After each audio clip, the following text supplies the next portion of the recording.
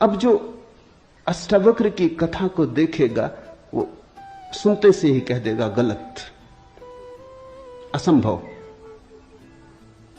ये तो कथा जिन्होंने लिखी हो उनको भी पता है कि कहीं कोई गर्व से बोलता है। वो तो केवल इतना कह रहे हैं कि जो आखिर में प्रकट हुआ वो गर्भ में मौजूद रहा होगा। जो वाणी आखिर में खिली वो किसी न किसी गहरे तल पर गर्भ में भी मौजूद रही होगी, अन्यथा खिलती कहां से, आती कहां से? सुनने से थोड़ी कुछ आता है, हर चीज के पीछे कारण है। नहीं देख पाए हो हम, लेकिन था तो मौजूद। ये सारी कथाएं इसी का सूचक देती हैं। अष्टावक्र के संबंध में दूसरी बात जो ज्ञात है वो है जब वे 12 वर्ष के थे। बस 2 ही बातें ज्ञात हैं। तीसरी उनकी अष्टावक्र गीता है, या कुछ लोग कहते हैं अष्टावक्र संहिता। जब वे 12 वर्ष के थे तो एक बड़ा विशाल शास्त्रार्थ जनक ने रचा। जनक सम्राट थे और उन्होंने सारे देश के पंडितों को निमंत्रण दिया और उन्होंने 1000 गायें राजमहल के द्वार पर खड़ी कर दी और उन्होंने गायों के सींगों पर सोना मढ़ दिया और हीरे जवाहरात लटका दिए और कहा जो भी विजेता होगा वो इन गायों को हाँक के ले जाए। बड़ा विवाद हुआ। अष्टावक्र के पिता भी उस विवाद में गए। खबर आई सांझ होते होते कि पिता हार रहे हैं। सबसे तो जीत चुके थे, वंदिन नाम के एक पंडित से हारे जा रहे हैं। ये खबर सुन के अष्टावक्र भी राजमहल पहुंच गया। सभा सजी थी, विवाद अपनी आखिरी चरम अवस्था में था, निर्णायक घड़ी करीब आती थी। पिता के हारने की स्थिति बिल्कुल पूरी तय हो चुकी थी। अब हारे तब हारे की अवस्था थी। अष्टावक्र दरबार में भीतर चला गया। पंडितों ने उसे देखा, महापंडित इकट्ठे थे। उसका 8 अंगों से टेढ़ा मेढ़ा शरीर, वो चलता तो भी देख के लोगों को हंसी आती। उसका चलना भी बड़ा हास्यास्पद था। सारी सभा हंसने लगी। अष्टावक्र भी खिल के हंसा। जनक ने पूछा, और सब हंसते हैं वो तो मैं समझ गया क्यों हंसते हैं, लेकिन बेटे तू क्यों हंसा? अष्टावक्र ने कहा, मैं इसलिए हंस रहा हूं कि इन चम्हारों की सभा में सत्य का निर्णय हो रहा है। बड़ा आदमी अनूठा रहा होगा। ये चम्हार यहां क्या कर रहे हैं? सन्नाटा छा गया। चम्हार? सम्राट ने पूछा, तेरा मतलब? उसने कहा, सीधी सी बात है, इनको चमड़ी ही दिखाई पड़ती है, मैं नहीं दिखाई पड़ता। मुझसे सीधा साधा आदमी खोजना मुश्किल है, वो तो इनको दिखाई ही नहीं पड़ता। इनको आड़ा टेढ़ा शरीर दिखाई पड़ता है। ये चम्हार है, ये चमड़ी के पारखी। राजन, मंदिर के टेढ़े होने से कहीं आकाश टेढ़ा होता है?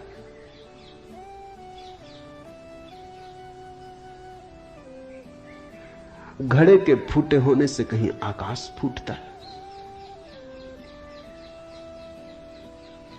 आकाश तो निर्विकार है। मेरा शरीर टेढ़ा मेढ़ा है, लेकिन मैं तो नहीं। ये जो भीतर बसा है इसकी तरफ तो देखो। इससे तुम सीधा साधा और कुछ खोज ना सकोगे।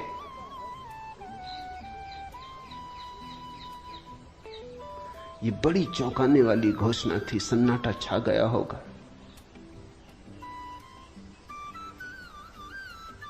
जनक प्रभावित हुआ, झटका खाया। निश्चित ही कहां चम्हारों की भीड़ इकट्ठी करके बैठा है। खुद पे भी पश्चाताप हुआ, अपराध लगा कि मैं भी हंसा। उस दिन तो कुछ न कहते बना, लेकिन दूसरे दिन सुबह जब सम्राट घूमने निकला था तो राह पर अष्टावक्र दिखाई पड़ा, उतरा घोड़े से, पैरों में गिर पड़ा। सबके सामने तो हिम्मत न जुटा पाया। एक दिन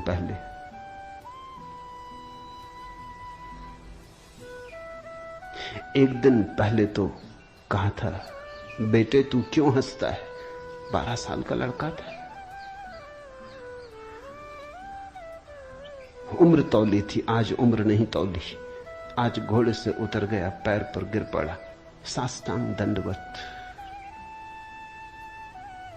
और कहा, पधारें राजमहल, मेरी जिज्ञासाओं का समाधान करें। हे प्रभु, आए मेरे घर। बात मेरी समझ में आ गई, रात भर में सो ना सका। ठीक ही कहा, शरीर को ही जो पहचानते हैं उनकी पहचान गहरी कहां। आत्मा के संबंध में विवाद कर रहे हैं और अभी भी शरीर में रस और विरस पैदा होता है, घृणा, आकर्षण पैदा होता है। मर्त्य को देख रहे हैं, अमृत की चर्चा करते हैं। धन्य भाग मेरे कि आप आए और मुझे चौंकाया, मेरी नींद तोड़ दी। अब पधारो। राजमहल में उसने बड़ी सजावट कर रखी थी, स्वर्ण सिंहासन पर बिठाया था इस 12 साल के अष्टावक्र को, और उससे जिज्ञासा की। पहला सूत्र जनक की जिज्ञासा है। जनक ने पूछा है, अष्टावक्र ने समझाया है। इससे ज्यादा अष्टावक्र के संबंध में और कुछ पता नहीं है, और कुछ पता होने की जरूरत भी नहीं। काफी है, इतना बहुत है। हीरे बहुत होते भी नहीं, कंकड़ पत्थर ही बहुत होते हैं। हीरा एक भी काफी होता है। ये 2 छोटी सी घटनाएं हैं। एक तो जन्म के पहले की, गर्भ से आवाज और घोषणा कि क्या पागलपन में पड़े हो, शास्त्र में उलझे हो, शब्द में उलझे हो, जागो, ये ज्ञान नहीं है, ये सब उधार है, ये सब बुद्धि का ही जाल है, अनुभव नहीं है, इसमें रंच मात्र भी सार नहीं है। कब तक अपने को भरमाए रखोगे? और दूसरी घटना, राजमहल में हंसना पंडितों का और कहना अष्टावक्र का कि जीवन में देखने की 2 दृष्टियां हैं, एक आत्मदृष्टि, एक चर्म दृष्टि। चम्हार चमड़ी को देखता है, प्रज्ञावान आत्मा को देखता है। तुमने गौर किया, चम्हार तुम्हारे चेहरे की तरफ देखते नहीं, वो जूते को ही देखता। असल में चम्हार जूते को देख के सब पहचान लेता तुम्हारे संबंध में कि आर्थिक हालत कैसी है, सफलता मिल रही कि विफलता मिल रही, भाग्य कैसा चल रहा, वो सब जूते में लिखा है। जूते की सिलवटें कह देती, जूते की दशा कह देती, जूते में तुम्हारी आत्मकथा लिखी, चम्हार पढ़ लेता। जूते में चमक, जूते का ताजा और नया होना, चम्हार तुमसे प्रसन्नता से मिलता है। जूता ही उसके लिए तुम्हारी आत्मा का सबूत है। दर्जी कपड़े देखता है, तुम्हारा कोट कपड़ा देख के समझ लेता हालत कैसी। सबकी अपनी बंधी हुई दृष्टियां हैं।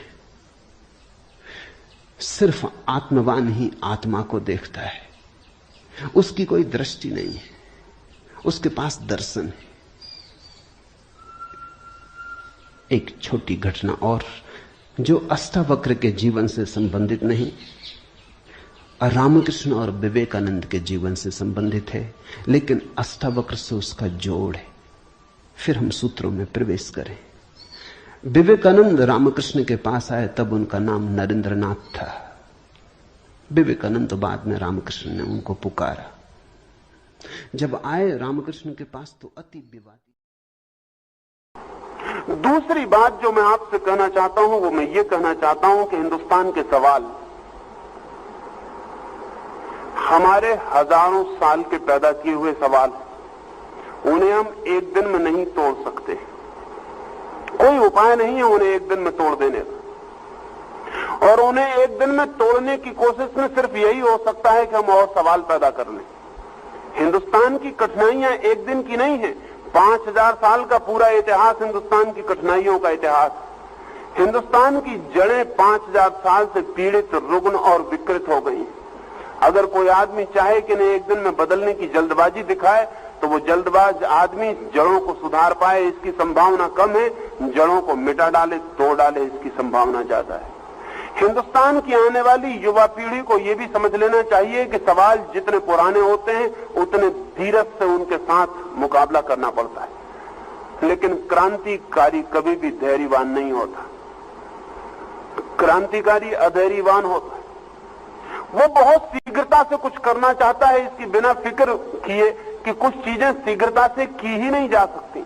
एक बच्चा मां के पेट में 9 महीने लेता है, तब मैच्योर होता है, तब वो जन्म लेता है। जल्दी की और अगर 5 महीने में गर्भपात कर लिया तो बच्चा तो मरेगा ही, मां भी मर सकती है। हिंदुस्तान में मुझे ऐसा लगता है कि हमारी समस्याएं पुरानी हैं और हमारे हल करने की जल्दी बहुत अधैर्यपूर्ण है। हम प्रत्येक चीज को आज हल करना चाहते हैं जो कि नहीं हल हो सकती। अगर हिंदुस्तान को ठीक से प्रौढ़ता पानी हो और बुद्धिमत्ता पानी हो तो अपनी समस्याओं की गहराई और ये भी समझ लेनी चाहिए कि वो वक्त लंबा लेंगी, वो जल्दी नहीं तोड़ी जा सकती। ना तो गरीबी आज मिटाई जा सकती है, चाहे हम जमीन छीन के बांट दें और चाहे हम सारी फैक्ट्रीज पे कब्जा कर लें और चाहे हम सारे मुल्क की संपत्ति को वितरित कर दें, गरीबी आज नहीं मिट सकती। क्योंकि गरीबी के पीछे 5000 साल की लंबी कहानी, ये गरीबी 5000 साल की गरीबी। इस गरीबी को जो आज मिटाने की कोशिश करेगा, मैं मानता हूं वो मुल्क को और भी गरीब हालत में छोड़ जाएगा। क्योंकि इस गरीबी को जल्दी में मिटाने की कोशिश उस इंतजाम को भी तोड़ सकती है जो इंतजाम इस मुल्क को थोड़ी बहुत संपत्ति दे रहा है। लेकिन हम बहुत जल्दी में भरे, हमारा जवान चाहता है सब आज हल हो जाए, हर आदमी को आज नौकरी मिल जाए। ये नहीं हो सकता। नेता मुल्क के बेईमान हैं, वो झूठे आश्वासन दिए चले जाते हैं। वो आश्वासन दिए चले जाते हैं कि नहीं ये हो जाएगा, ये जल्दी हो जाएगा, ये जल्दी हो सकेगा कि सबको नौकरी मिल जाए। ये नहीं हो सकेगा। इस मुल्क में सबको नौकरी नहीं मिल सकती। नहीं मिल सकती इसलिए कि इस मुल्क के पास उतना काम नहीं है जितने लोग। नहीं मिल सकती इसलिए कि इस मुल्क के पास जितने लोगों को हमने शिक्षित कर लिया है उतना भी काम नहीं है, और जितने लोगों को हम शिक्षित कर रहे हैं उनके लिए भविष्य में कोई काम नहीं होगा। लेकिन ये मजबूरी है और ये हम सबकी मजबूरी है। अगर इसको हमने जल्दबाजी की तो शायद जितना काम मिल सकता है वो भी ना मिल पाए, और अगर हम धैर्य से प्रयोग करें तो शायद हम मार्ग, नए कामों की दिशाओं को खोजने में समर्थ हो सकते हैं।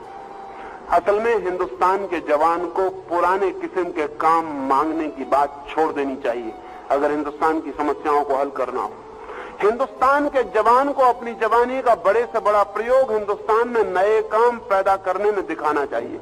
उसे पुराने ढंग के काम मांगना बंद कर देना चाहिए।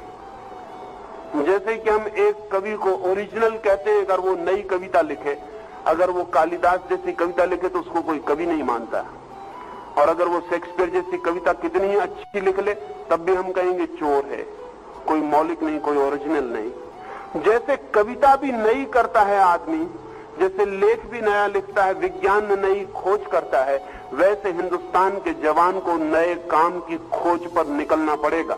1000 तरह के नए काम खोजे जा सकते हैं, लेकिन हिंदुस्तान के सब जवान पुराने दरवाजों पर दस्तक दे रहे हैं। उन पुराने दरवाजों के काम चुप गए। सच तो यह है कि पुराने दफ्तरों में जरूरत से ज्यादा आदमी, और ध्यान रहे जहां 2 आदमी काम कर सकते हैं, अगर वहां 6 आदमी हो गए तो जो काम 2 आदमी करते थे वो 6 आदमी और बिगाड़ देंगे, वो 6 नहीं कर पाएंगे। हिंदुस्तान में मजबूरी यह है कि हर जगह ज्यादा आदमी है, और जहां भी जरूरत से ज्यादा आदमी होते हैं वहां इफिशियंसी कम हो जाती, वहां कुशलता कम हो जाती। अंग्रेज जिन दफ्तरों में 1 क्लर्क से काम चला रहे थे वहां 10 क्लर्क, और अंग्रेज का 1 क्लर्क जितना काम कर रहा था उतने 10 क्लर्क नहीं कर रहा है। असल में 10 क्लर्क कर ही नहीं सकते उतना काम। एक जितना काम कर सकता है वो 10 नहीं कर सकते। अगर एक के लायक ही काम है तो 10 सिर्फ उसको बिगाड़ने वाले सिद्ध होंगे, और इस तरह काम को फैलाएंगे कि वो 10 के योग मालूम होने लगे, और काम इस बात ही फैलता हुआ दिखाई पड़ेगा लेकिन होता हुआ दिखाई नहीं पड़ेगा। हिंदुस्तान की पूरी नौकरशाही काम को फैलाने का काम कर रही, काम को हल करने का काम नहीं कर रही, क्योंकि काम जितना फैलता है उतनी जगह बनती है, लेकिन ये जगह बोगस, इनसे कोई मुल्क को उत्पादन और मुल्क को नई दिशाएं नहीं मिलती। लेकिन क्या वजह है कि हिंदुस्तान में हम नए काम न खोज सके? कितने नए काम अधूरे पड़े हैं जो हमें पुकारते हैं, लेकिन जैसा मैंने कहा हमारी पुरानी आदतें दिक्कत देती हैं। अब हिंदुस्तान में कितने इंजीनियर हैं जो बेकार, लेकिन कोई इंजीनियर इसकी फिक्र नहीं करता कि जमीन के नीचे मकान शुरू बनाने के लिए नई योजनाएं दे। कोई इंजीनियर इस बात की फिक्र नहीं करता कि समुद्र पर पानी बनाए, समुद्र पर मकान बनाए। अब ये जान के आपको हैरानी होगी कि अभी एक अमेरिकी इंजीनियर ने, फुलर ने, समुद्र पर मकान बनाने का बहुत सस्ता सुझाव दिया है, योजना भी दी है, मकान का मॉडल भी दिया है।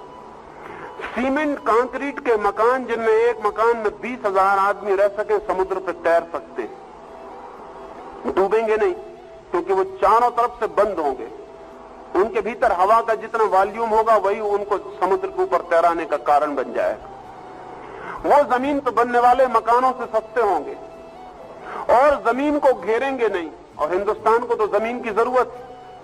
हिंदुस्तान पर जमीन जितनी गिर जाएगी उतना भोजन मुश्किल में पड़ जाएगा। हिंदुस्तान के इंजीनियर को फिक्र करनी चाहिए कि पानी पर मकान बनाए, हवा में भी मकान बनाए जा सकते हैं। एक दूसरे ब्रिटिश इंजीनियर ने हवा में मकान बनाने का मॉडल दिया, लेकिन हिंदुस्तान के बच्चे कब इस दिशाओं में सोचेंगे?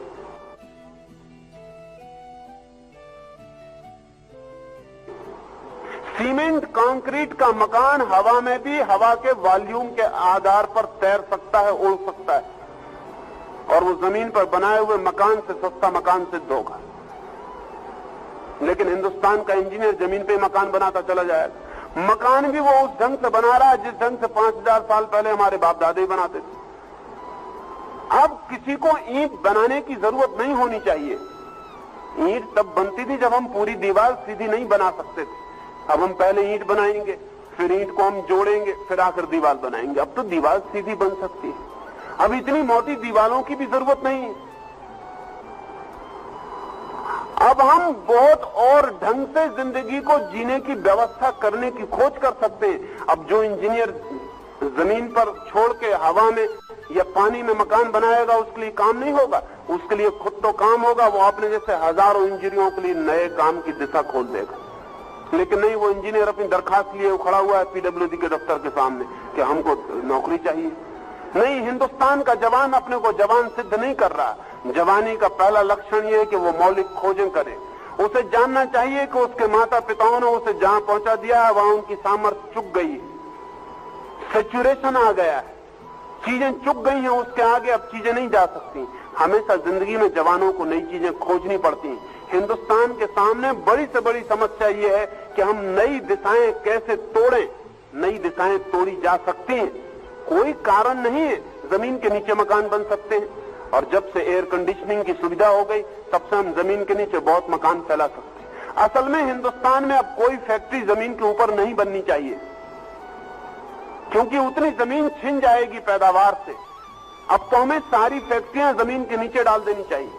हिंदुस्तान में कोई रेल का मार्ग अब जमीन के ऊपर नहीं होना चाहिए, क्योंकि उतनी जमीन हम नहीं खो सकते। वो जमीन हमें पैदावार के लिए चाहिए, लेकिन नहीं, हम जमीन खोए चले जा रहे हैं। जमीन के नीचे हमारी कोई दिशा नहीं कि हम जमीन के नीचे प्रवेश कर जाएं, हवा में उड़ जाएं, समुद्र पर चले जाएं। अब हिंदुस्तान में कितने लड़के केमिस्ट्री पढ़ रहे हैं, कितने लड़के केमिस्ट्री में पीएचडी कर रहे हैं, लेकिन बड़ी हैरानी की बात मालूम पड़ती है कि हिंदुस्तान की केमिस्ट्री का पीएचडी भी आखिर एक कॉलेज में नौकरी के लिए खड़ा हो जाता है। हिंदुस्तान को तो बहुत बड़े रासायनिकों की जरूरत है जो हिंदुस्तान को ऐसा भोजन दे सके जो जमीन में पैदा नहीं होता। सिंथेटिक फूड की जरूरत, रोज संख्या बढ़ती चली जाएगी। अब आपको पुराने भोजन करने की आदतें छोड़नी पड़ेंगी कि आप रोज 1 किलो भोजन पेट में डालें, ये पागलपन अब आगे नहीं चल सकता। अब आपको एक गोली पर राजी होना पड़ेगा। लेकिन मैं मानता हूं कि एक गोली स्वास्थ्यपूर्ण हो सकती है 1 किलो भोजन की बजाय, क्योंकि 1 किलो भोजन करना बहुत ही अनुत्पादक पुराना ढंग है। 1 किलो भोजन करके पचाते तो एक गोली के लायक ही हैं, बाकी फिर शरीर को बाहर भी फेंकना पड़ता है। वो फिजूल की मेहनत, उस मेहनत से मुल्क को बचाने की जरूरत है। लेकिन हिंदुस्तान के लड़के उस दिशा में कोई फिक्र नहीं करेंगे, वो पुराना ढंग जारी रहेगा। हिंदुस्तान का लड़का भी पुराने ढंग की खाने की मांग करता रहेगा, ये नहीं चल सकता है। हिंदुस्तान के लड़के को नए ढंग खाने खोजने चाहिए, समुद्र के पानी को हम खाना बना सकते हैं, सूरज की किरणों को भी खाना बना सकते हैं, हवा से भी खाना खींचा जा सकता है। लेकिन हिंदुस्तान के लड़के जब इन दिशाओं में मेहनत करेंगे, हम हमेशा जमीन से खाना नहीं पाते थे। आज से 5000 साल पहले आदमी जंगल में जानवर को मारता था और खाना पाता था। एक दिन जानवर कम हो गए और लोग बढ़ गए, तब उन लोगों में से कुछ जवानों ने जमीन के फल खाने शुरू किए, लेकिन फिर फल भी कम पड़ गए, तब फिर फलों को बोना शुरू किया। अब बोना भी बेकार हो गया, अब जमीन ही कम पड़ गई। अब हमें नई दिशा में खोज करनी चाहिए। अब हमें आकाश में, पाताल में, पानी में, हवा में, सूरज की किरणों में भोजन की फिक्र करनी चाहिए। वो सारी फिक्र की जा सकती है, लेकिन हिंदुस्तान के लड़के पुराने ढांचे में ही अपने दरवाजे खटखटाए चले जाते हैं। अगर हिंदुस्तान में कोई भी लड़का ये कहता है कि मैं अनएम्प्लॉयड हूं और एम्प्लॉयमेंट नहीं खोज पाता है, तो हमें मानना चाहिए कि उसकी शिक्षा ठीक से नहीं हुई। क्योंकि हिंदुस्तान जैसे मुल्क में जिसकी इतनी आवश्यकताएं हैं, अगर एम्प्लॉयमेंट न खोजा जा सके तो और एम्प्लॉयमेंट कहां खोजा जा सकेगा। जहां इतनी आवश्यकताएं हैं जो पूरी नहीं हो रही, वहां तो हम हजार दिशाएं खोज सकते हैं, लेकिन हमारे मन में खोज का भाव नहीं। हम जिसे वैज्ञानिक कहते हैं अपने मुल्क में, वो भी ज्यादा से ज्यादा विज्ञान का विद्यार्थी होता है, वैज्ञानिक नहीं होता। वैज्ञानिक होने का मतलब ही यह है कि हम जिंदगी को नए रास्ते दें, हम जिंदगी को नई दिशाएं दें, हम जिंदगी को नए पहलू दिखाएं, हम जिंदगी को समृद्धि के नए उपाय सुझाएं। लेकिन हिंदुस्तान में बच्चे ये नहीं करेंगे। बच्चे क्या कर रहे हैं? वो बसें तोड़ रहे हैं, यूनिवर्सिटीज के कांच फोड़ रहे हैं, वो शिक्षकों पर पत्थर फेंक रहे हैं, वो हड़ताल कर रहे हैं, वो गिराव कर रहे हैं। ये सब आप करते रहें। ये सब अनुत्पादक काम ही नहीं है, विध्वंसक काम है। इससे मुल्क की जिंदगी अच्छी नहीं हो सकेगी। और मुल्क का जो पुराना आदमी वो क्रोध से भर गया है इन हरकतों को देख के, और इन दोनों के बीच कोई संबंध नहीं रह गया।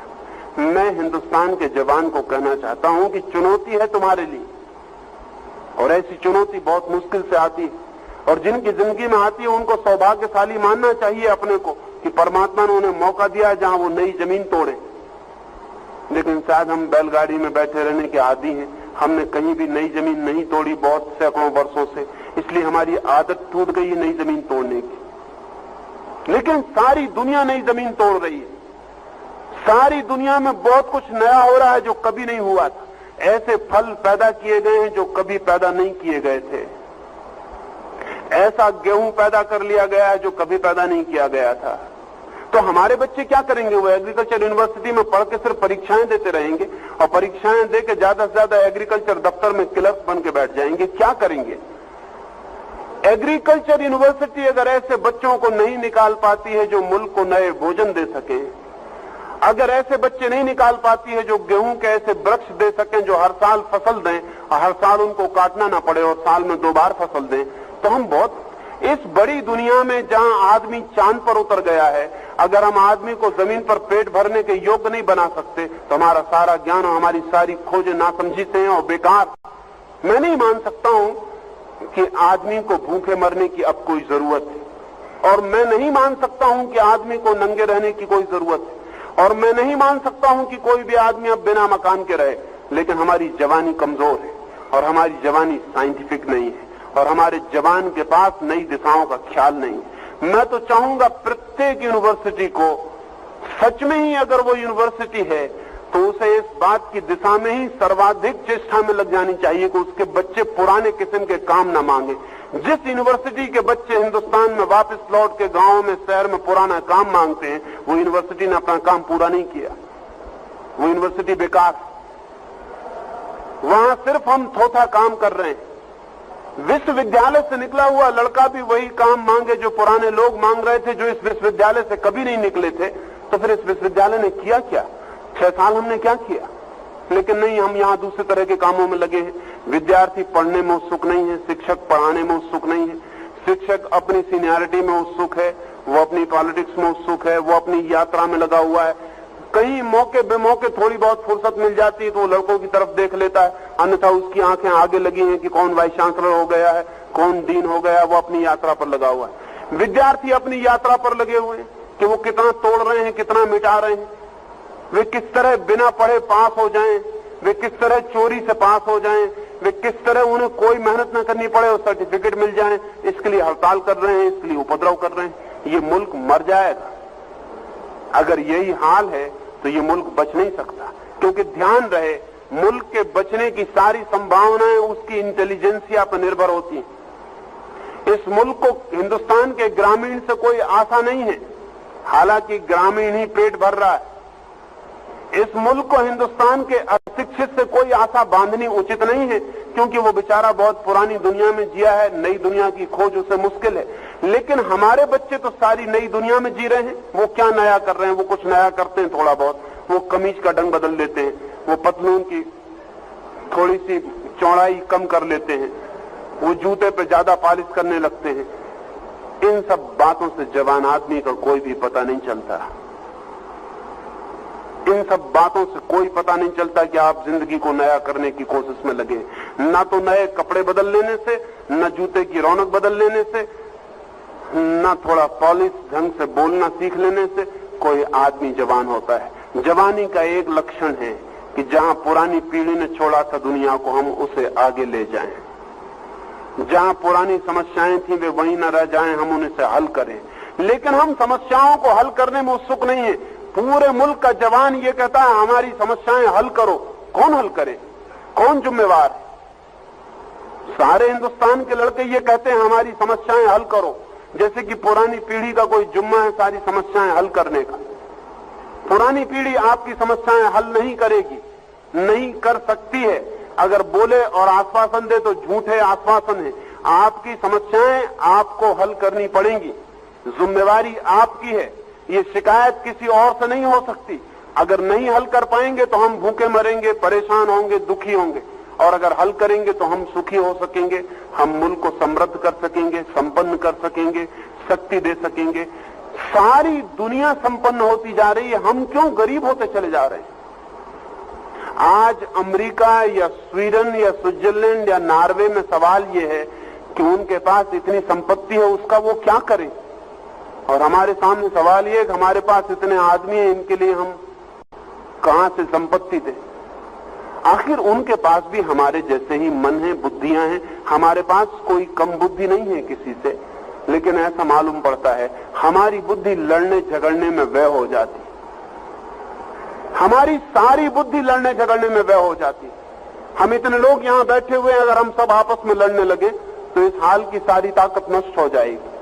लेकिन अगर हम सारे संयुक्त होकर किसी सृजन में लग जाएं तो हम शायद कुछ बना पाएंगे। और जिन चीजों के लिए हम लड़ रहे थे वो सहयोग से निर्मित हो सकती हैं, और जिन चीजों के लिए हम लड़ रहे थे अगर लड़ते ही रहे तो वे कभी भी निर्मित न होंगी। जो निर्मित है वो भी टूट जाएगा। इस समय हिंदुस्तान को सहयोग की एक फिलसफी चाहिए, एक कोऑपरेशन की फिलसफी चाहिए। लेकिन हिंदुस्तान में जितनी फिलसफीज आज प्रचलित हैं, चाहे कम्युनिज्म, चाहे सोशलिज्म, और चाहे जनसंघ, और चाहे कांग्रेस, और चाहे कोई भी, वे सभी कॉन्फ्लिक्ट की फिलसफीज हैं।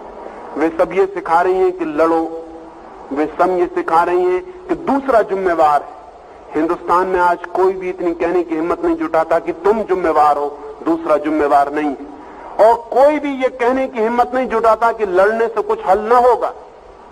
इस समय जरूरत है कि हिंदुस्तान की सारी शक्तियां पूल्ड हो जाएं। हिंदुस्तान की सारी शक्तियां इकट्ठे होकर अगर श्रम करें तो कोई कारण नहीं कि 20 साल में इस मुल्क में भी समृद्धि का सूरज निकल सके, और कोई कारण नहीं कि हम भी आदमी की जैसी जिंदगी बसर करने योग्य हो सके, और कोई कारण नहीं कि हम जानवर की तरह भूखे और प्यासे और नंगे और जमीन पर भिखारी की तरह हाथ फैलाए हुए फिरते रहें। हमारे देश के नेता सारी दुनिया में भीख मांगने के सिवाय और कुछ भी नहीं कर रहे हैं। वो भीख मांग के इस मुल्क को कब तक बचा सकते हैं? और हमें जो थोड़ी सी रौनक दिखाई पड़ती है, ख्याल रखना वो रौनक हमारी नहीं है, वो अमेरिकन गेहूं की, वो ज्यादा देर नहीं चलने वाली। आज अमेरिका में 4 किसान जितना काम कर रहे हैं उनमें से 1 किसान की मेहनत हिंदुस्तान को मिल रही, लेकिन अमेरिका के इकोनॉमिस्ट परेशान हो गए। अभी वहां के बहुत विचारशील लोगों ने यह कहना शुरू कर दिया कि अब हिंदुस्तान को और सहायता देनी गलत, क्योंकि ये सहायता हम कब तक देंगे? और जिस दिन ये सहायता बंद होगी उस दिन हिंदुस्तान में इतना भयंकर अकाल पड़ेगा कि सब जिम्मेदारी हम पे आएगी कि इन्होंने सहायता देनी बंद कर दी, इसलिए यही जिम्मेवार। इसलिए अमेरिका का वैज्ञानिक तो सलाह दे रहा है, अर्थशास्त्री सलाह दे रहा है कि अब सहायता बंद कर दो, अब ये सहायता आगे खींचनी उचित नहीं, फिर ठीक भी नहीं। मैं भी मानता हूं हिंदुस्तान को सहायता अब नहीं दी जानी चाहिए, क्योंकि सहायता की बहुत आदत भी शायद नुकसान पहुंचा सकती है। हम अपनी मुसीबतों में छोड़ दिए जाने चाहिए। अगर हम अपनी मुसीबतों में संघर्ष कर सकते हैं मुसीबतों से, लेकिन हम अपने से संघर्ष करने से बचें तो हम मुसीबतों से संघर्ष करें। दो ही रास्ते हैं, या तो हम लड़ें या हम मुसीबतों से लड़ें। लेकिन हम आपस में लड़ेंगे तो हम संघर्ष मुसीबतों से नहीं कर सकते। लेकिन पूरा मुल्क आपस में लड़ने में बड़ा आतुर है, और हम अपने को लड़के नष्ट करते रहे हजारों साल तक, आगे भी हम अपने को लड़के नष्ट करते रहेंगे। और हम ऐसी फिजूल की बातों पर लड़ते हैं जिनका कोई अर्थ नहीं है। कहीं भाषा पर लड़ेंगे, कहीं धर्म पर लड़ेंगे, कहीं मंदिर मस्जिद पर लड़ेंगे, कहीं हजरत मोहम्मद का बाल चोरी चला जाएगा तो लड़ेंगे, कहीं किसी शंकर जी की पिंडी टूट जाएगी तो लड़ेंगे।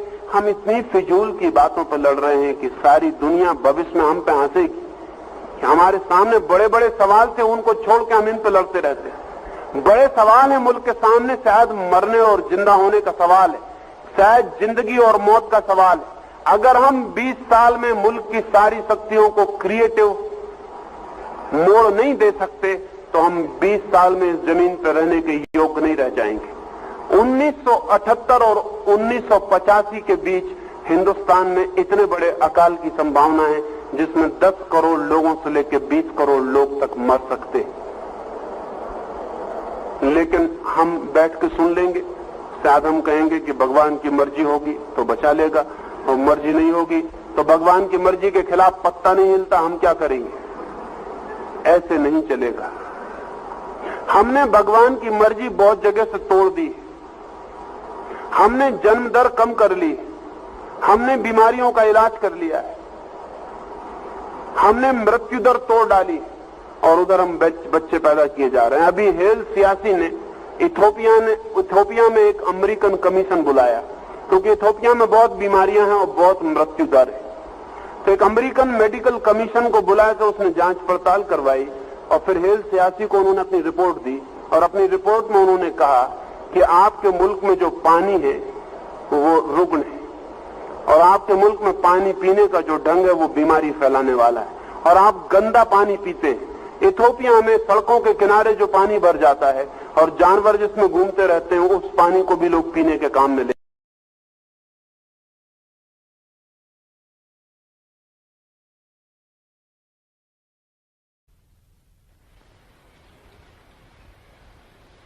पहला प्रश्न, हरमन हेस की प्रसिद्ध पुस्तक सिद्धार्थ में एक पात्र है वासुदेव। वासुदेव प्रमुख पात्र सिद्धार्थ से कहता है, मैंने नदी से सीखा है, तुम भी नदी से सीखो, नदी सब सिखा देती है। वासुदेव का नदी से सीखने का क्या आशय है, कृपा करके हमें कहिए। नदी प्रतीक है और बुद्ध की परंपरा में महत्वपूर्ण प्रतीक है, क्योंकि बुद्ध ने कहा संसार एक प्रवाह है। जैसे यूनान में हेराक्लितु ने कहा कि जीवन एक सरिता है, और ऐसी सरिता कि इसमें कोई दोबारा नहीं उतर सकता। एक ही नदी में दोबारा उतरने का उपाय नहीं, क्योंकि जब तुम दोबारा उतरोगे तब तक बहुत पानी बह चुका होगा। ऐसा हेराक्लितु ने कहा। बुद्ध एक कदम और आगे गए। बुद्ध ने कहा एक ही नदी में दोबारा उतरने का उपाय नहीं है, क्योंकि नदी का बहुत पानी बह चुका होगा और तुम्हारा भी बहुत पानी बह चुका होगा। जब तुम दोबारा उतरने आओगे, न तो नदी वह है जो पहले थी, न तुम वह हो जो पहले थे। प्रतिपल सब बह रहा है। वासुदेव इसी सत्य को कह रहा है। वासुदेव एक माझी है। वो नदी में लोगों को इस पार से उस पार उतारने का काम करता है। वर्षों से यही काम करता है, नदी के साथ ही रहा है। जब कोई नहीं होता तो एकांत में नदी के किनारे बैठा होता है, जब कोई आ जाता है तो उसे नदी पार करा देता है। उसने नदी के सब रूप रंग देखे। वर्षा में नदी का तूफानी रूप देखा है, जब भयंकर बाढ़ आती और नदी फैल के सागर जैसी हो जाती। और उसने गर्मी में इसी नदी की सूखी हुई देह भी देखी है, जैसे तनवंगी जरा सी धार रह जाती। उसने इस नदी में बहुत भावभंगिमाएं देखी, प्रवाह की, गति की, गत्यात्मकता की। शांत इस नदी के किनारे बैठकर उसने नदी की मरमर ध्वनि सुनी। नदी के प्रवाह को देखकर उसने जीवन बहा जा रहा है, जीवन की क्षण भंगुरता समझी। नदी में उठते बनते मिटते बबूलों को देखकर उसने अपने को भी एक बबूला समझा है। यहां सभी बनता है, सभी मिट जाता है, यहां कुछ भी स्थिर नहीं। ऐसे नदी के सत्संग में धीरे धीरे उसे बोध हुआ है। उस बात को वासुदेव कहता सिद्धार्थ से कि नहीं किसी गुरु के पास जाने की जरूरत है और न कोई शास्त्र पढ़ने की। मैं तो इस नदी के पास रह रहकर ही जान गया, सीख गया, समझ गया। कुछ बातों का प्रतीक नदी है। पहला तो बहाव। जीवन के अधिकतम दुख इसीलिए हैं कि तुमने जीवन को नदी की तरह नहीं देखा। मेरा आशय कि तुम्हारे जीवन में जो भी है तुम उसे पकड़ रखना चाहते हो, और यहां कोई भी चीज पकड़ के नहीं रखी जा सकती। यहां कोई चीज रुकती नहीं, ठहरती नहीं। तुम हारोगे, तुम विषाद से भरोगे, विफलता तुम्हारे जीवन का अंग हो जाएगी, और तुमने हर चीज पकड़नी चाहिए। जो भी आया तुमने उसे पकड़ रखना चाहा है। तुम्हारे घर एक बेटा पैदा हुआ और तुमने पकड़ रखना चाहा है, लेकिन ये बेटा जाएगा। ये बड़ी दुनिया पड़ी है, इसे बहुत खोज करनी है, इसे बहुत दूर की यात्राएं करनी। तुमने अगर इसे पकड़ा तो तुम दुख पाओगे। तुम्हें छोड़ने की तैयारी होनी चाहिए। जैसे एक दिन बच्चा मां का गर्भ छोड़ देता है, ऐसे ही एक दिन बच्चा मां की छाया भी छोड़ देगा, जाएगा दूर, स्वयं की खोज में लगेगा। और स्वयं होने के लिए माता पिता को छोड़ना ही पड़ेगा। लेकिन अगर मां बाप पकड़ रखना चाहें तो कष्ट खड़ा होगा, उनके लिए भी कष्ट खड़ा होगा, बेटे के लिए भी कष्ट खड़ा होगा। तुम्हारा किसी से प्रेम हुआ, तुम जल्दी से पकड़ रखना चाहते हो। प्रेम को हम कितनी जल्दी विवाह बनाने में लग जाते। प्रेम हुआ नहीं कि हम विवाह की सोचने लगते। प्रेम तो धारा है, बहाव है, विवाह व्यवस्था है, ठहराव है। प्रेम तो प्राकृतिक है, विवाह सामाजिक है।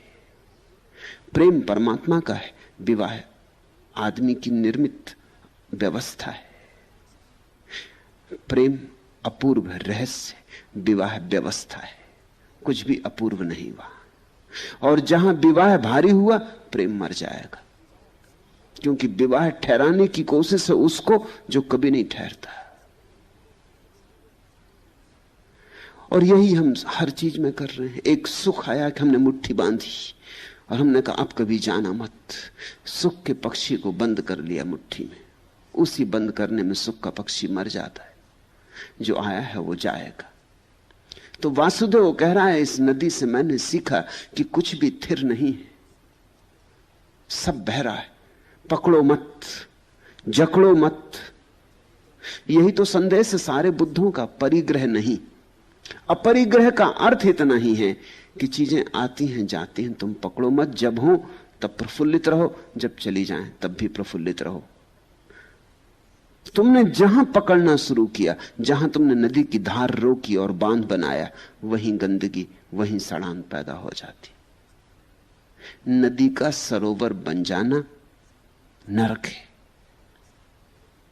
और हम सब सरोवर बन जाते। हम बड़े भयभीत हैं परिवर्तन से।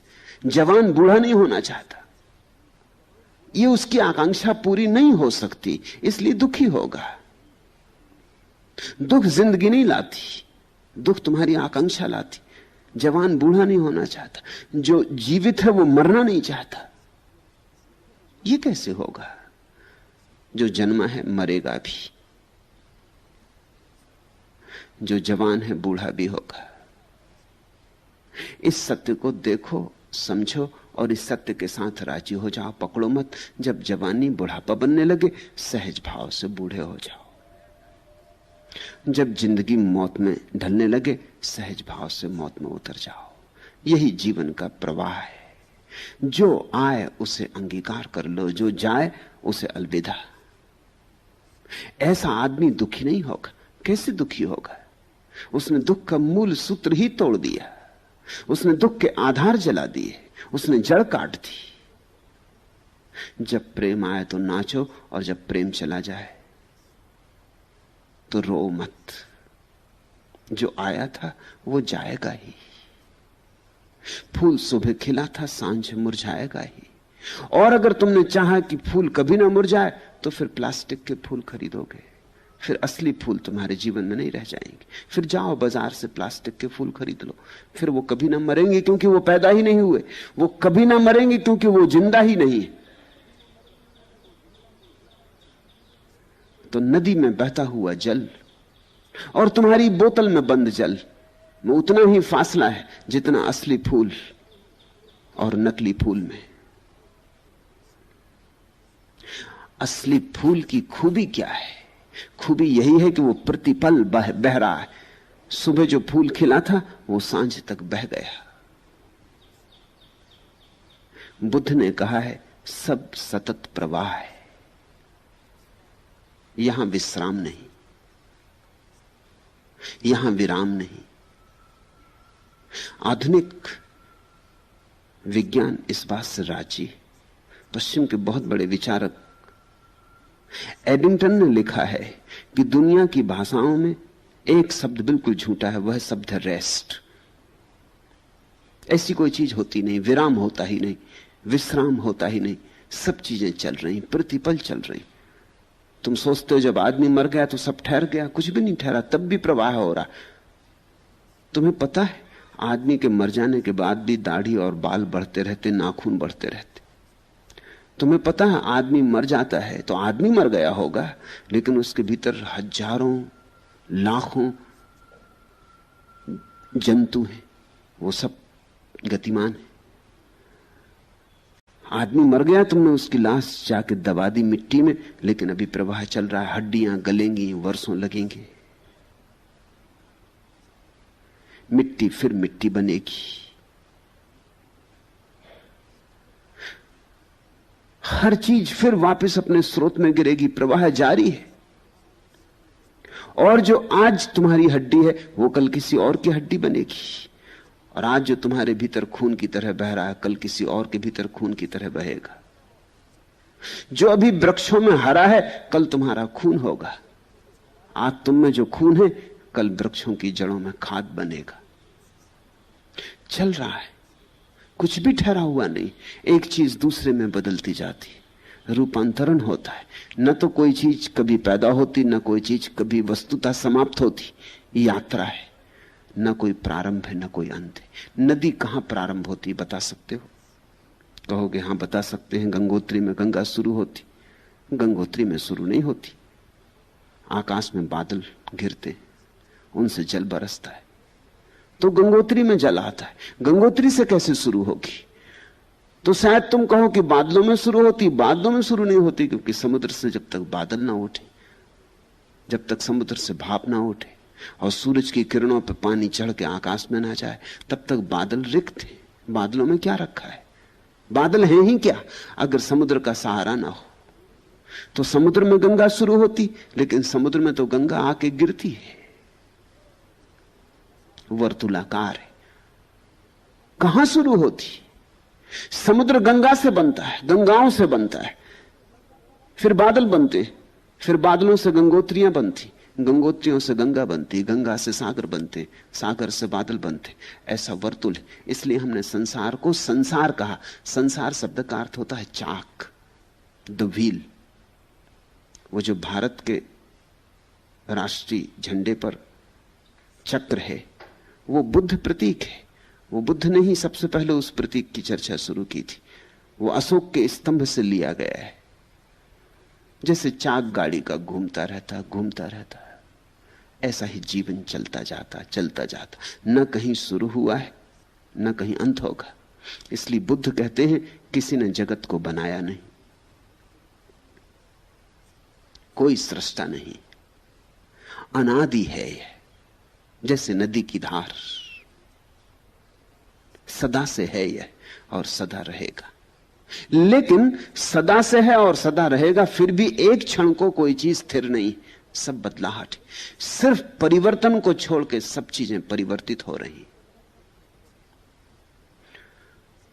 तो नदी में पहले तो बहाव, परिवर्तन, यात्रा, इसका बोध है। और अगर ये बात समझ में आ जाए कि सब चीजें बह रही तो मुट्ठी खुल गई, तो वीतरागता फल गई। फिर तुम पकड़ोगे नहीं। जो धन तुम्हारे पास आया है वो इसलिए आया है कि किसी के पास से चला गया है, और तुम्हारे पास भी ज्यादा देर नहीं रह सकता क्योंकि किसी और के पास उसे जाना है। अंग्रेजी में जो शब्द है धन के लिए करेंसी, वो बिल्कुल ठीक है। वो करंट से बना, धार नदी की। एक हाथ से दूसरे हाथ में धन बहता रहता है, यही उसकी करेंसी है। लेकिन तुमने धन को पकड़ लिया, गड्ढा खोद के घर में हंडे में बंद करके दबा दिया, वो धन धन ना रहा, मिट्टी हो गया। धन तो तभी तक धन है जब एक हाथ से दूसरे हाथ में जाता रहे। इसलिए कंजूस धन को मार डालता है, उसके हाथ में धन मिट्टी हो जाता है, उसका कोई अर्थ ही नहीं रहा। तुमने अपनी तिजोरी में कंकड़ पत्थर भर के रख लिए कि नोट भर के रख लिए, क्या फर्क है? जब तक तिजोरी से नोट चले नहीं, एक हाथ से दूसरे हाथ में ना जाए, तब तक वो धन है ही नहीं। इसलिए भारत में जितना धन है उतना धन नहीं है, और अमेरिका में जितना धन है उससे 1000 गुना धन है, क्योंकि पैसा चलता है, सरकता है। सिर्फ अमेरिकन जानता है धन को 1000 गुना करने का उपाय, इसलिए धनी है। मुझसे लोग आके पूछते हैं, विशेषकर जो अमेरिका से आते हैं, वो मुझसे पूछते हैं कि भारत गरीब क्यों? क्योंकि भारत मूढ़ है। गरीबी मौलिक नहीं है, मूढ़ता मौलिक है। मूल में मूढ़ता है। यहां धन को पकड़ने की आदत है, यहां धन को जीने की आदत नहीं है। यहां हर चीज को पकड़ने की आदत है। यहां जो मिल जाए उस पर कब्जा कर लो, मुट्ठी बंद कर लो, संभाल के बैठ जाओ। अमेरिका उछालता है, जो है उसका उपयोग कर लो। असल में अमेरिका जो नहीं है उसका भी उपयोग करता है। अभी कार खरीद लेगा और 10 साल पैसे चुकाएगा। अभी है ही नहीं पैसे, 10 साल में पैसे होंगे, कमाएगा तब चुकाएगा। इंस्टॉलमेंट पे खरीद लेगा। इंस्टॉलमेंट पे खरीदने का मतलब है तुम्हारे पास जो धन अभी नहीं वो तुमने खर्च कर दिया।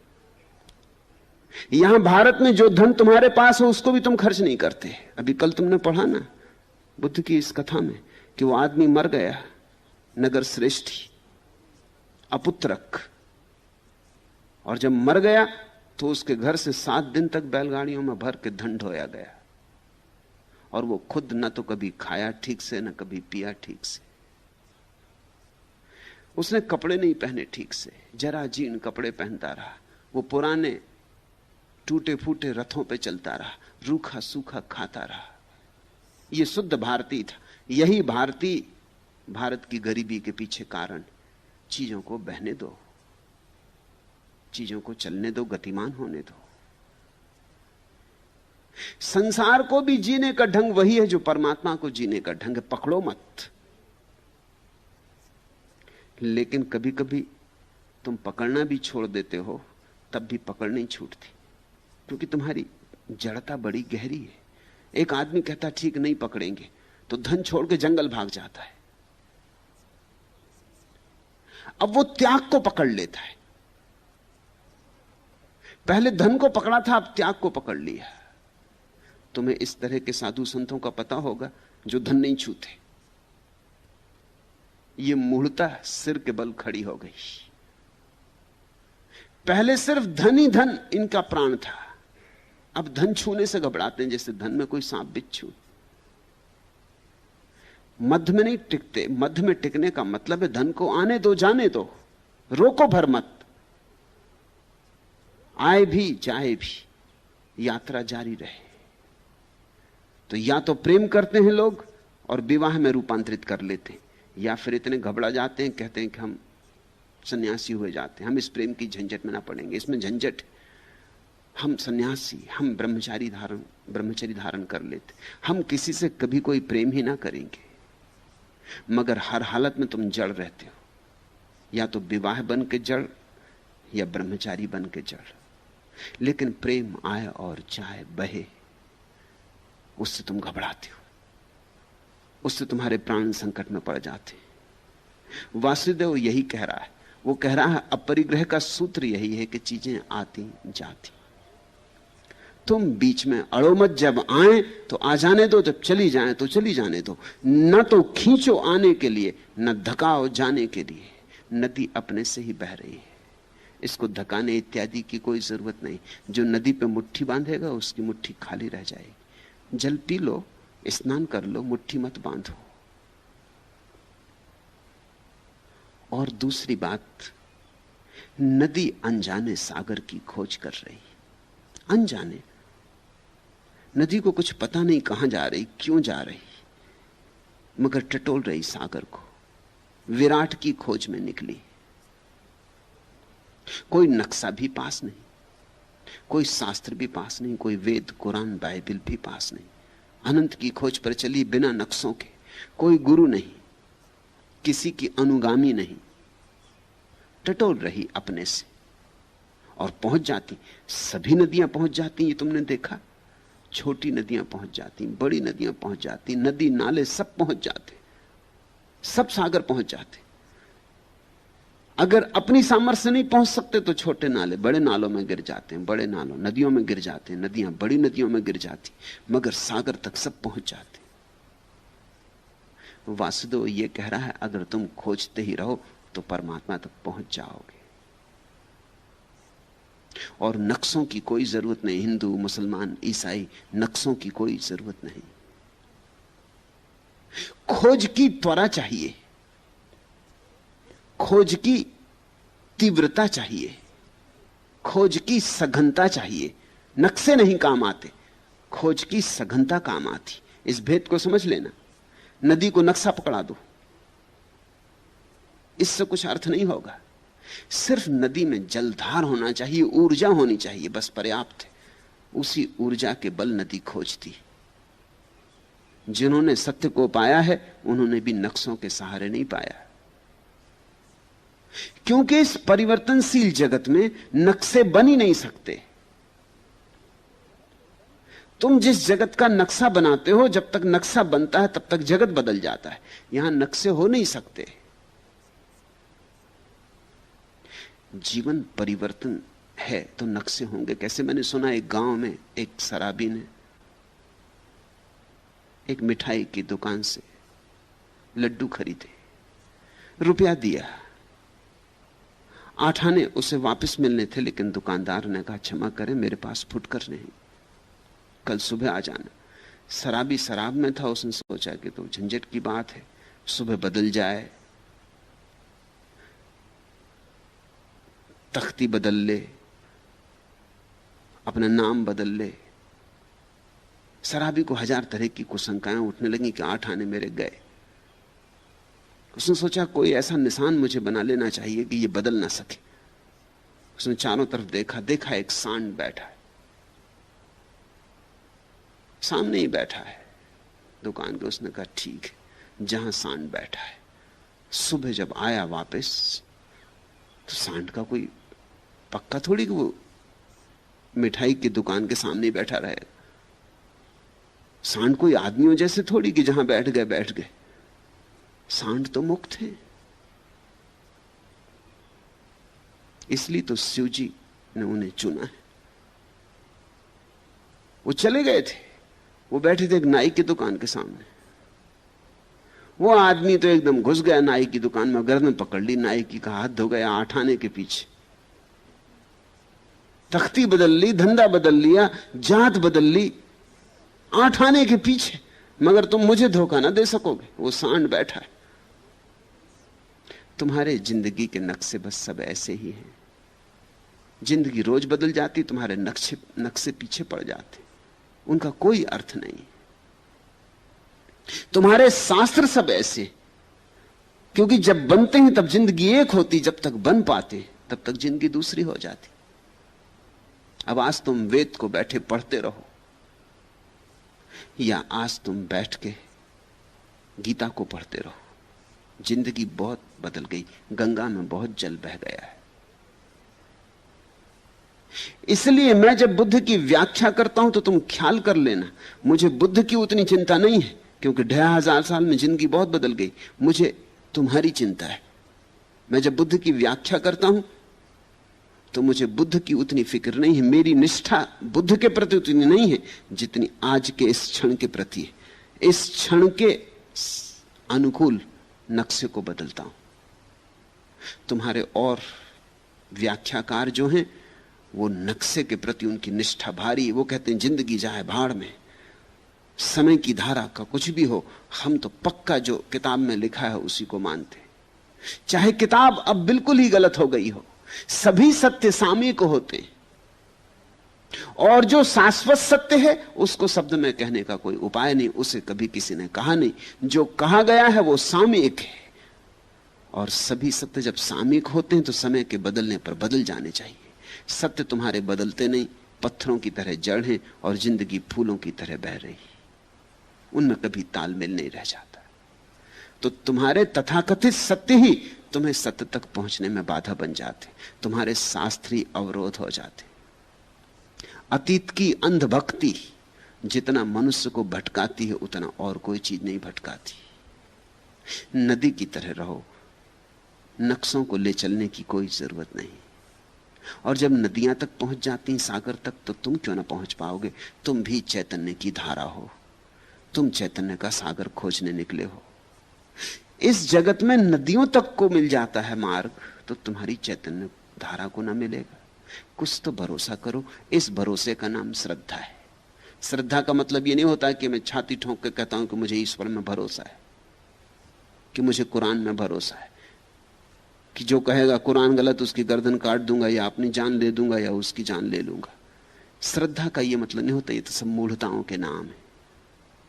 श्रद्धा का इतना ही अर्थ होता है कि जिस जीवन ने मुझे जन्म दिया है, जिस जीवन से मैं आया हूं, वो मुझे संभाले, और अगर मैं ठीक ठीक तीव्रता से खोज करता रहूं तो मूल स्रोत को जरूर पालूंगा। श्रद्धा का अर्थ विश्वास नहीं होता। श्रद्धा का अर्थ किसी सिद्धांत में भरोसा नहीं होता। श्रद्धा का अर्थ होता है अस्तित्व की जो विराटता तुम्हें घेरे खड़ी है बाहर और भीतर, इसमें तुम्हें भरोसा है। तुम्हें अपने पे भरोसा है और अस्तित्व पे भरोसा है। भटकाव कितना ही हो, पहुंचना हो जाएगा। नदी कितना भटकती, आड़ा टेढ़ा रास्ता लेती, कितना भटकती, कभी कभी सागर से दूर चली जाती, फिर पास आ जाती, लेकिन भटक भटक के भी पहुंच जाती। और फिर नदी की तीसरी बात है जो वासुदेव कहना चाहता है, वह है नदी का सर्व स्वीकार भाव। पुण्यात्मा स्नान कर ले तो नदी को स्वीकार है, पापी स्नान कर ले तो नदी को स्वीकार है, गंदा नाला गिर जाए तो नदी को स्वीकार है, शुद्ध गंगा की धारा गिर जाए तो नदी को स्वीकार है। नदी भेद नहीं करती। जिंदा आदमी नदी में आ जाए तो ठीक, मुर्दा लाश कोई डाल दे तो ठीक, नदी सब स्वीकार कर लेती, उसका परम स्वीकार है। जब बाढ़ आती है और नदी विराट हो जाती तब भी नाचती गाती चलती है। जब सब सूख जाता है और गर्मी की आग बरसने लगती तब भी नदी को स्वीकार है। वो सूख गई देह भी उतनी ही स्वीकार है। सूरज निकले तो और बादल घिरे तो सब नदी को स्वीकार है। नदी की स्वीकारिता परम है। इसको बुद्ध ने तथाता कहा है। सब स्वीकार, जो हो ठीक, जैसा हो ठीक, जीवन जहां ले जाए वही मंजिल। ऐसा जिसके मन में स्वीकार है उसके जीवन में असंतोष विदा हो जाएगा। उसके जीवन में दुख के बादल फिर नहीं गिरेंगे। उसने तो दुख के बादलों को भी सुख के बादलों में बदलने की कला सीख ली। जिसको सब स्वीकार है उसे तुम नरक नहीं भेज सकते, क्योंकि उसको नरक भी स्वीकार होगा। और जिसको नरक स्वीकार है उसने नरक को स्वर्ग में बदल लिया। और जिसको स्वीकृति की कला नहीं आती उसे तुम स्वर्ग भी भेज दो तो शिकायत खोज लेगा। स्वर्ग में भी नरक बना लेगा। और अंतिम बात, नदी तुमने देखा होगा कभी कभी जीते आदमी को डुबा देती और मार डालती, लेकिन मुर्दे को तैरा देती, ऊपर आ जाता है मुर्दा। बुद्ध की विचार सरणी से इसका भी बड़ा मेल है। तुमने देखा ये मजा कि जिंदा आदमी जो बचना चाहता है कभी कभी डूब जाता है, और मुर्दा जिसको बचने की कोई आकांक्षा ही नहीं, मुर्दा ही हो गया, आकांक्षा कहां, वो तैर जाता। जिंदा आदमी नदी की तलहटी में बैठ जाता, मुर्दा आदमी सतह पर आ जाता है। मुर्दे को कुछ कला आती जो जिंदा आदमी को नहीं आती। मुर्दे को समर्पण है। मुर्दा बचने की आकांक्षा नहीं करता, इसलिए नदी भी उसे बचाती। जो बचने की आकांक्षा नहीं करता, अस्तित्व उसे बचाता है। जो संघर्ष नहीं करता, अस्तित्व उसको विजय देता है, और जो अस्तित्व से लड़ने लगता है उसको तोड़ डालता है। तुम प्रकृति से लड़ोगे तो हारोगे। तुम प्रकृति के साथ हो जाओ, तुम प्रकृति को साथ ले लो, तुम्हारे और प्रकृति के बीच एक सरगम पैदा हो जाए, संगीत पैदा हो जाए, तो तुम्हारी जीत निश्चित। तुम तभी जीतोगे जब प्रकृति के साथ होगे, क्योंकि प्रकृति ही जीत सकती, तुम नहीं जीत सकते। तुम हारोगे अगर प्रकृति के विपरीत लड़ोगे, क्योंकि तुम कैसे जीतोगे? अंग कैसे जीत सकता है पूर्ण से? अंश कैसे जीत सकता अंशी से? तो नदी में बचने का उपाय यही है कि तुम छोड़ दो अपने को, तुम संघर्ष ना करो, तुम नदी पर भरोसा कर लो और छोड़ दो अपने को, समर्पण। ऐसे कुछ सूत्र वासुदेव नदी के किनारे बैठ बैठ सीखा है। ऐसे ही कुछ सूत्र बुद्ध ने जीवन की नदी के किनारे बैठ बैठ सीखे। सीखना आना चाहिए तो कहीं भी सीखना हो सकता है, और सीखना ना आता हो तो बुद्धों के पास बैठ के भी तुम बुद्धू ही रह जाओगे। इसलिए वासुदेव कहता है क्या खोजना गुरु को, जहां हो वहां गुरु है। वृक्षों से सीख लो, पक्षियों से सीख लो, चांतारों से सीख लो, नदी पहाड़ों से सीख लो। जिसे सीखना है उसे चारों तरफ से शिक्षा मिल रही, और जिसे नहीं सीखना है, जो आंख बंद किए और कान बंद किए बैठा है, वो बुद्धों का सत्संग भी करता रहे तो कुछ भी ना होगा। वहां से भी खाली हाथ गया, खाली हाथ लौट आएगा। असली बात तुम्हारी सीखने की क्षमता, कुशलता। क्या है सीखने की कुशलता का मूल आधार?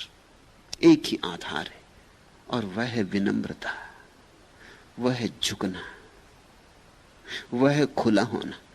जहां सीखना हो वहां अपने द्वार दरवाजे खोल देना, वहां पक्षपात से भरे हुए मत जाना, वहां सिद्धांतों से लदे हुए मत जाना, वहां जानकार की तरह मत जाना, नहीं तो नहीं जान पाओगे। जो जानकार की तरह गया जानने से वंचित रह जाएगा।